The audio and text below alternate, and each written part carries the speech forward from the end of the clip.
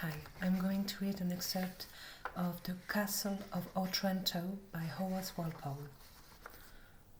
I desired you once before, said Manfred angrily, not to name that woman.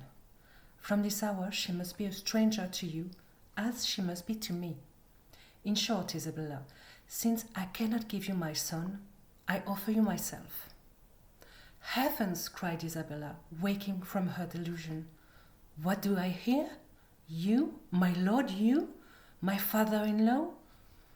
The father of Conrad? The husband of the virtuous and tender Hippolyta? I tell you, said Manfred imperiously, Hippolyta is no longer my wife. I divorce her from this hour. Too long has she cursed me by her unfruitfulness. My fate depends on having sons, and this night, I trust, will give a new date to my hopes.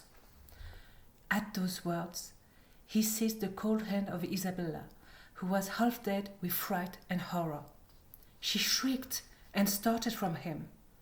Manfred rose to pursue her, when the moon, which was now up, and gleamed in at the opposite casement, presented to his sight the plumes of the fatal helmet, which rose to the height of the windows, waving backwards and forwards in a tempestuous manner, and accompanied with a hollow and rustling sound. Isabella, who gathered courage from her situation, and who dreaded nothing so much as Manfred's pursuit of his declaration, cried, Look, my lord, see, heaven itself declares against your impious intentions. Heaven or hell shall impede my designs, said Manfred, advancing again to seize the princess. At that instant, the portrait of his grandfather, which hung over the bench where they had been sitting, uttered a deep sigh and heaved its breast.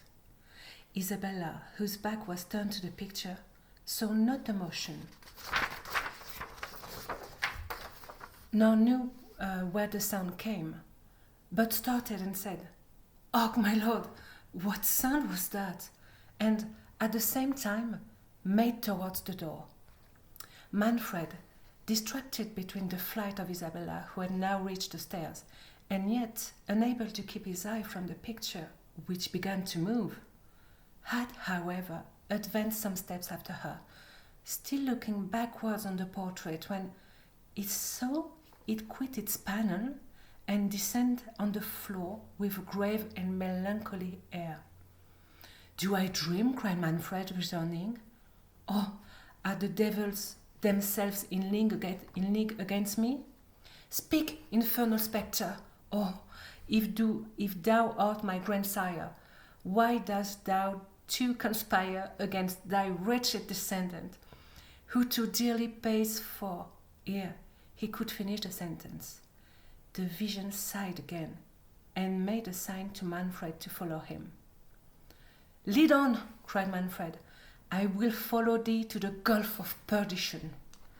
The spectre marched sedately, but dejected, to the end of the gallery, and turned into a chamber on the right hand. Manfred accompanied him at a little distance, full of anxiety and horror, but resolved. As he would have entered the chamber, the door was clapped to with violence by an invisible hand. The prince, collecting courage from his delay, would have forcibly burst open the door with his foot, but found that it resisted his utmost efforts. I selected this excerpt because it brings together many of the novel's Gothic elements and immediately sets the tone through its sudden and exaggerated events. It is set in a castle which is typical of a Gothic theme and Gothic romance. There are women in distress. Manfred has decreed that he was immediately divorcing his wife Hippolyta, and that Isabella shall be his wife, only mere moments after his own son died in a very ominous way, crushed by a giant helmet, who seemed to have abruptly been teleported in the castle under very bizarre circumstances. Supernatural events. The portrait of Manfred's grandfather, on the wall sighed, and both Isabella and Manfred heard it and reacted quite dramatically to it, and the spectre then appears. And fourth, melodrama and high emotions are shown by the characters present in this scene.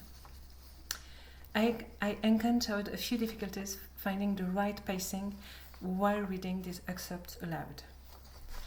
The Castle of Otranto, written by Horace Walpole and published in 1764, is considered to be the first Gothic novel ever written.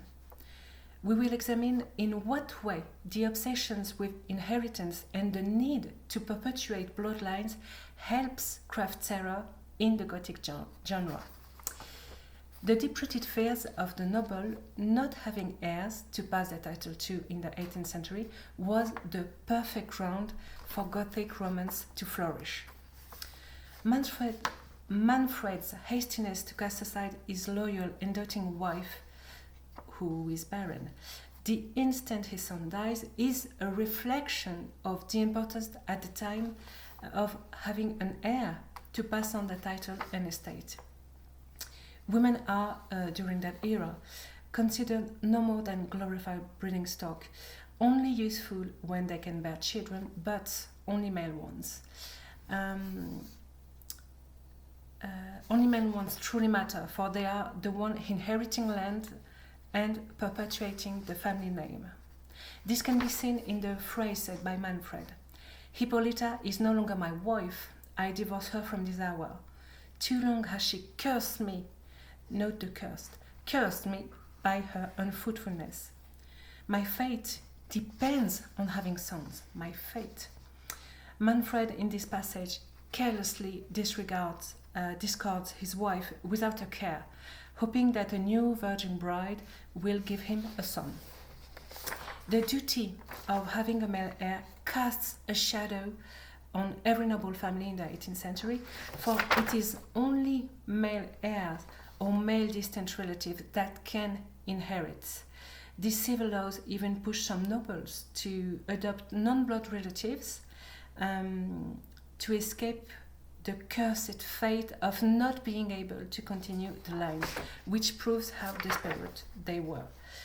It is an oppressive atmosphere that echoes the worries of the time, which makes it an ideal public for Gothic romances that covers all of these subjects that are as deeply personal as they are common.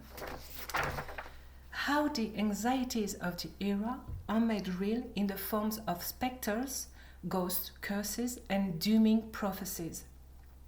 Horace Walpole materializes these fears and anxiety by giving them concrete forms as curses, spectres, or frightening omens, as seen in these lines.